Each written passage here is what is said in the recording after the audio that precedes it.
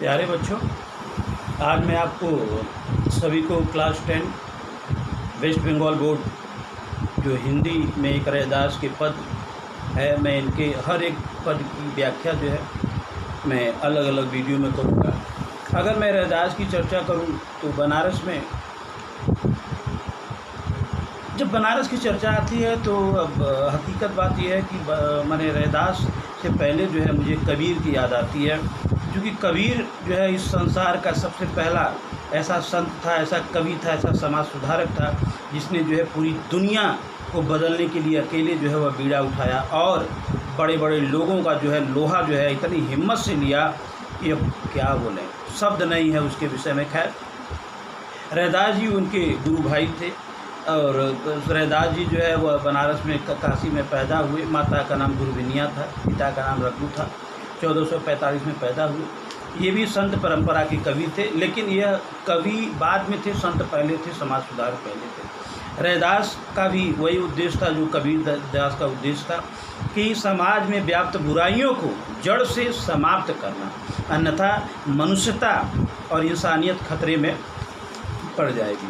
और लेकिन कबीर और रैदास में यही अंतर था कि रैदास जी थोड़ा सा भगवान राम और ईश्वर भक्ति में ज़्यादा लीन दिखाई देते थे, लेकिन कबीर दास जी माने ये सगुण भक्ति उपासक नहीं थे, ये निर्गुण उपासक थे। और इनका मानना था कि भगवान का जो है वास जो है वह इंसानों के अंदर होता है, इंसानों के बाहर आप ईश्वर की कल्पना कर ही नहीं सकते। चाहे भगवान हो, चाहे क्राइस्ट हो, चाहे अल्लाह हो, सब एक है, एवरीवन इज वन। और उसके बाद जो है रविदास जी एक चर्मकार परिवार में पैदा हुए थे। इनके अपने पैतृक व्यवसाय में इनका मन न लगता था, इनका मन जो है राम भक्ति में ज़्यादा लगता था, क्योंकि इनका मानना था कि गुरु बिन होय न ज्ञान, बिना गुरु के ज्ञान जो है वह हो ही नहीं सकता है। और कबीर ने तो बहुत पहले ही बोल दिया है कि गुरु गोविंद दो खड़े काके लागू पाए और बरिहाली जिन आपने जिन गोविंद दियो बताए, अर्थात गुरु से बड़ा जो है वह श्रेष्ठ ईश्वर भी नहीं हो सकता है। ईश्वर बाद में है, गुरु पहले है। खैर, तो रैदास की मैं जो है आज चर्चा करूँगा। रैदास जी वह भक्ति धारा के वह जो है एक संत कवि थे, जिनका ये जो है एक घुमक्कड़ कवि थे। ये जो है संत कवि जो होते थे, चाहे कबीर हुए, चाहे रैदास हुए, चाहे बहुत सारे हैं, इनका उद्देश्य जो है एक जगह बैठ करके कविता पाठ नहीं करना था, और ये सब बहुत पढ़े लिखे नहीं होते थे। खैर, पहले पद की चर्चा करूंगा। तो पहले पद में रैदास जी ने हमें मैंने यह समझाने की कोशिश की है कि जीव और ईश्वर में अनन्यता होती है, मित्रता होती है, एक अटूट संबंध होता है। जिस प्रकार से पानी और चंदन का संबंध है, मोर और घने घने बादल का संबंध है, दिया और बाती का संबंध है, जल और माने बर्फ़ और उस बर्फ़ के अंदर ठंडक में संबंध है, अग्नि और तपन और ताप में संबंध है। अर्थात ये संबंध आपको दिखाई नहीं देंगे, लेकिन संबंध है। तो ठीक उसी प्रकार से भक्त और भगवान में एक अटूट संबंध है, जो द्रष्टव्य नहीं है, लेकिन अनुभव से उस परम और असीम सत्ता के सुख का अनुभव आसानी से किया जा सकता है। रैदास जी, लेकिन मेरा अपना मानना है कि देखो, भक्त और ईश्वर का संबंध जो है ना वह अटूट है। बिना भक्त के ईश्वर नहीं हो सकता है और बिना ईश्वर के भक्त नहीं हो सकते हैं। तो पहले पद में तो रैदास जी कहते हैं कि प्रभु जी तुम चंदन हम पानी, जाकी अंग अंग बास समानी। अर्थात रैदास जी अपने और ईश्वर के संबंध को जो है चंदन, पानी, मोर, चकोर, बादल, इनके द्वारा जो है माने ईश्वर को जो है चंदन का प्रतीक मानते हैं, ईश्वर को जो है वह बादल का प्रतीक मानते हैं, ईश्वर को जो है वह चाँद का प्रतीक मानते हैं, ईश्वर को वह श्रेष्ठ मानते हैं और अपने को जो है वह थोड़ा सा निम्न मानते हैं। इसीलिए रैदास अर्थात ईश्वर की भक्ति जो है वह दास्य भावना से करते हैं। पहले पद की अगर हम चर्चा करें तो पहले पद में, और सभी पढ़ाने से पहले, पद की चर्चा करने से पहले मैं सभी हिंदी प्रेमियों से ये कहना चाहूँगा, अगर आप विद्यार्थी हैं कक्षा 10 के तो आप पहला चैप्टर रविदास का पहला पद देखिए। प्रभु जी तुम चंदन हम पानी, हे ईश्वर आप चंदन के समान हैं और मैं एक पानी के समान हूँ। अर्थात जिस प्रकार से अगर चंदन को पानी में रख दिया जाए तो चंदन को निकालने के पश्चात भी उस पानी में चंदन की सुगंध, चंदन की शीतलता व्याप्त हो जाती है। जाकी अंग अंग बास समानी, जाकी माने जिसकी, अंग अंग माने मेरे तन मन में, बास माने खुशबू, समानी माने समानी। अर्थात हे ईश्वर जिस प्रकार से चंदन में अगर पानी के टुकड़े को रख दिया जाए तो चंदन में माने पानी में, उस जल में चंदन की शीतलता एवं खुशबू जो है वह व्याप्त हो जाती है। ठीक जो है उसी प्रकार से आप में और मेरे बीच में जो है वह संबंध व्याप्त हो चुका है। आपकी भक्ति की सुगंध मेरे तन और मन में जो है वह समा गई है। प्रभु जी तुम घन हम मोरा। अगले पंक्ति में रैदास जी, भक्त संत कवि रैदास जी ईश्वर को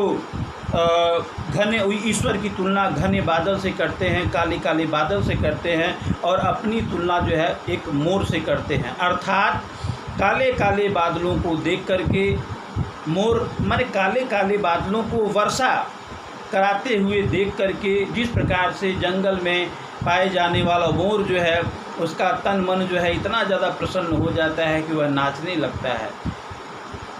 ठीक उसी प्रकार से रैदास जी अपने को मोर और ईश्वर को काले काले बादल जो पानी बरसाते हैं उसके प्रतीक रूप में मानते हैं।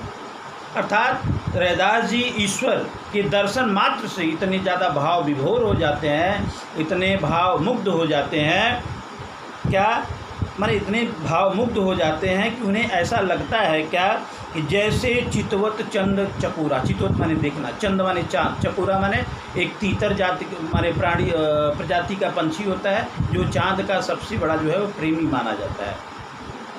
अर्थात हे प्रभु आप काले काले बादलों के समान हैं, जिन काले काले बादलों को देख करके मोर जो है वह प्रसन्नता से नाचने लगता है कि ठीक उसी प्रकार से आपके दर्शन मात्र से भी मेरा तन मन जो है इतना भाव मुग्ध हो जाता है कि मैं भी जो है पागलों की तरह जो है वह नाचने लगता हूँ। आगे जो है कवि बोलते हैं कि जैसे चितवत चंद चकोरा, चाँद को जो है वह चकोर नामक पंछी जो है हमेशा आकाश में देखता रहता है। अर्थात वो चाँद को देखने के लिए चकोर जो है वह तरसता रहता है।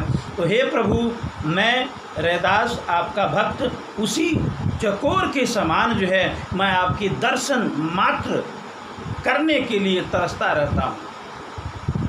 प्रभु जी तुम दीपक हम बाती, दीपक माने दिया, बाती माने रुई की बत्ती होता है। जाकी ज्योति बरे दिन राती, आप देखे होंगे कि दिए में जो बाती होता है वह दिन रात जलती रहती है। तो हे प्रभु आप दीपक के समान हैं, मैं उस दीपक में जलने वाली बाती की समान हूँ। जिस प्रकार से दीपक के प्रेम में बाती जो है वह दिन रात जलती रहती है, ठीक उसी प्रकार से मैं आपके प्रेम में हमेशा जलता रहता हूँ। अर्थात मेरा तन मन जो है आपके प्रेम से, आपके प्रताप से, आपकी भक्ति से, आपके स्नेह से, आपके लगाव से, आपके जुड़ाव से मेरे मन में, मेरे हृदय में वह क्या है, आपके प्रेम का प्रकाश ही प्रकाश है। माने मेरा हृदय, मेरा तन मन जो है आपके प्रेम में प्रकाशवान है।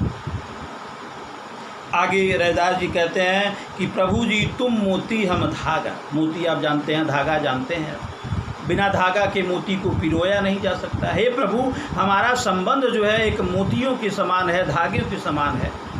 आप मोती के समान पवित्र हैं, आप मोती के समान उज्ज्वल हैं, लेकिन मैं उसमें जो है एक धागे का काम करता हूँ। अर्थात अगर धागा नहीं रहेगा तो मोतियों को कैसे पिरोया जा सकता है।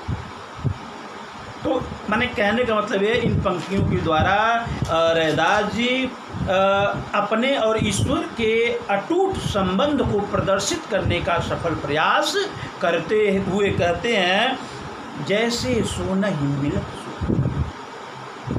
प्रस्तुत पंक्ति में रैदास जी ने अपने हृदय की बात बोल दी है कि हे प्रभु, एक भक्त और ईश्वर का मिलन जो है, अर्थात मेरा और आपका मिलन जो है, एक सोने और सुहागे के मिलन के समान है।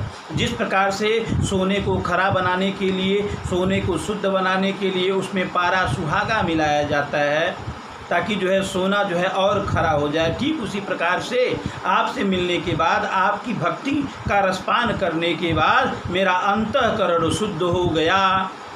अंतिम पंक्ति में कवि कहते हैं, प्रभु जी तुम स्वामी हम दासा। हे प्रभु, आप स्वामी हैं, आप मालिक हैं, मैं आपका दास हूँ, ऐसी भक्ति करे रैदासा। कवि जो है कहते हैं कि मैं ऐसी ही भक्ति करना चाहता हूँ, मैं किसी ऐसी भक्ति नहीं करना चाहता हूँ कि जो मैं अपने ऊपर गर्वित हूँ, मैं आपका दास हूँ, हे ईश्वर आप सर्वशक्तिमान हैं।